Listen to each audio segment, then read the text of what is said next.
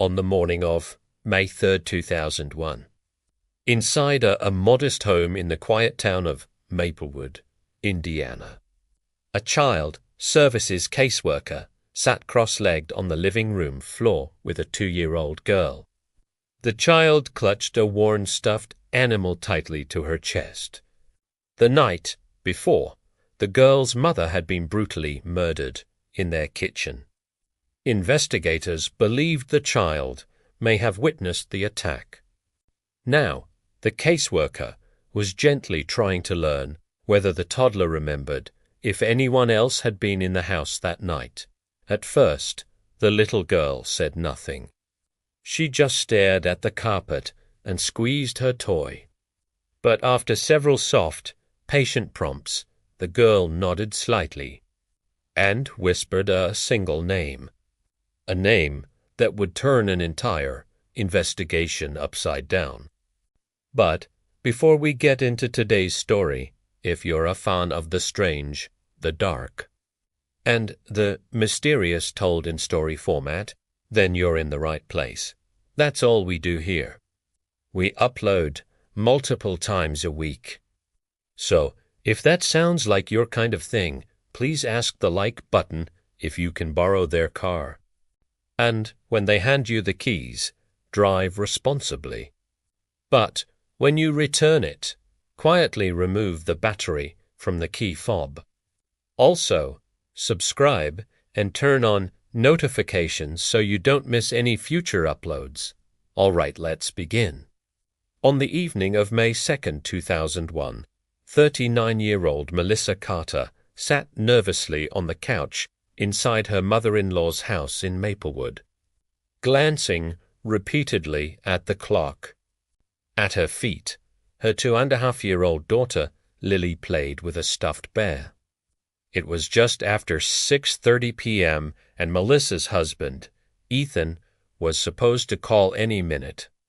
Ethan was currently being held at the county detention center, serving a short sentence for failing to pay court-ordered child support to a former partner.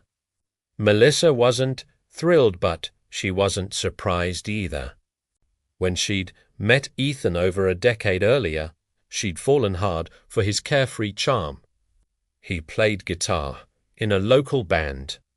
Nights were filled with loud music, cheap beer, and dancing near the stage.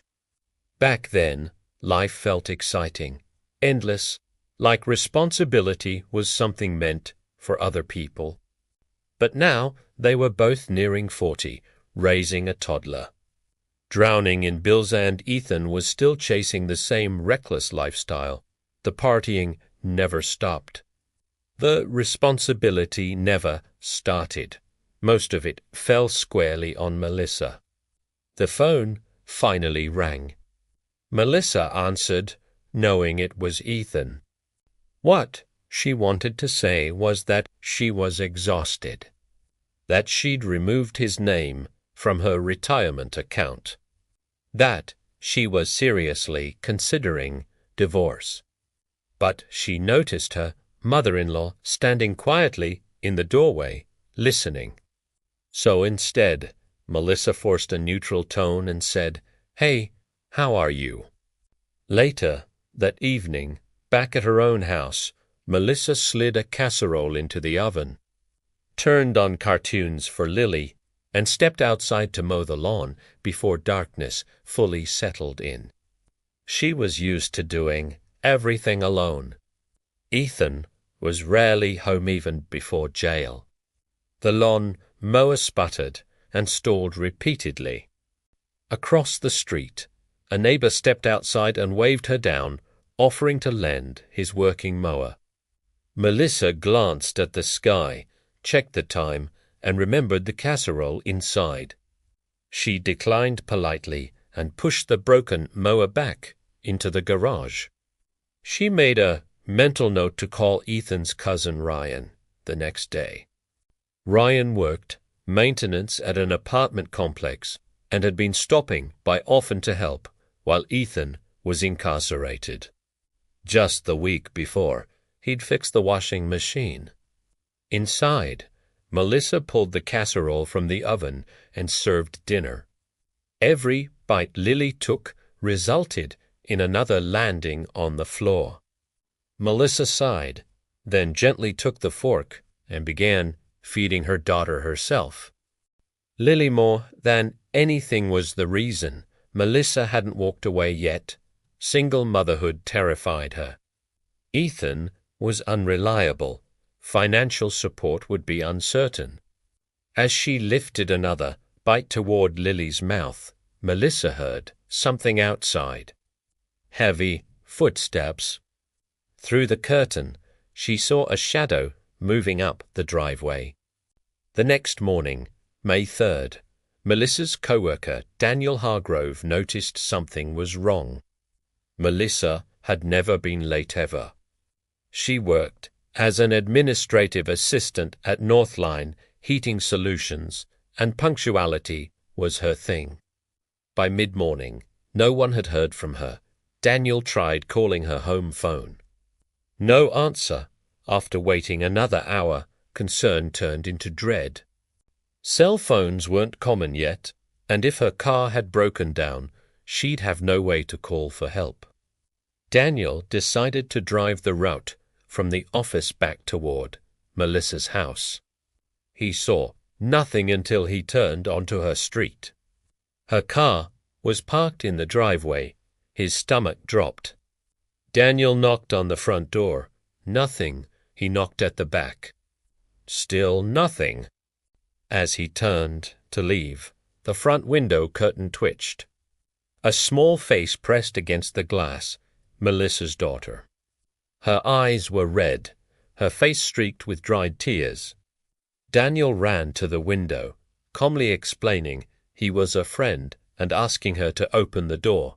After a moment, the door creaked open. Inside, Daniel immediately noticed bloody footprints on the carpet. He grabbed Lily, rushed across the street, and told the neighbors to call 911. Police arrived minutes later.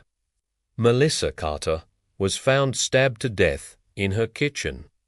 This was the first homicide Maplewood had seen in nearly 7 years. The police department was small, underfunded. Chief Allen Mercer personally responded. Melissa had been stabbed more than a dozen times.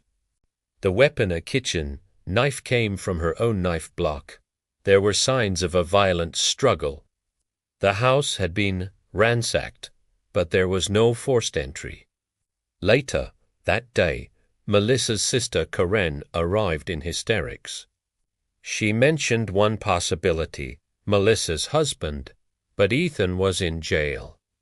Still, something felt off. Chief Mercer's attention turned to the only witness, Lily. With a caseworker present, Lily reenacted a stabbing motion and whispered that her mother fell asleep. When asked who else was there, Lily said, "Uncle Ryan." Police tracked Ryan down that same day. He denied everything. After hours of questioning, a failed polygraph, and intense pressure, Ryan eventually confessed, claiming it was an accident. He was charged. The case seemed closed. Until it wasn't. Montlaterre, private investigator, uncovered multiple witnesses placing Ryan at 2 different bars the entire night of the murder. Surveillance timing didn't add up. Then DNA testing delayed, and overlooked revealed the blood on the knife was not Ryan's. The real break came when stolen items surfaced inside a blue sedan sold the day after the murder. Those items belonged to Melissa. The car led investigators to Jason Miller, former acquaintance of Ethan. With a drug addiction and a history of theft, Jason confessed. He had gone to the house looking for money. Melissa fought back. He grabbed a knife. In 2005, Jason Miller was convicted of murder and multiple felonies. Ryan was released. Charges dropped. His life nearly destroyed, slowly rebuilt. Thank you for watching. Let me know your thoughts below. And if you're ready for more stories like this, check out our Full True Crime playlist waiting for you now. Until next time.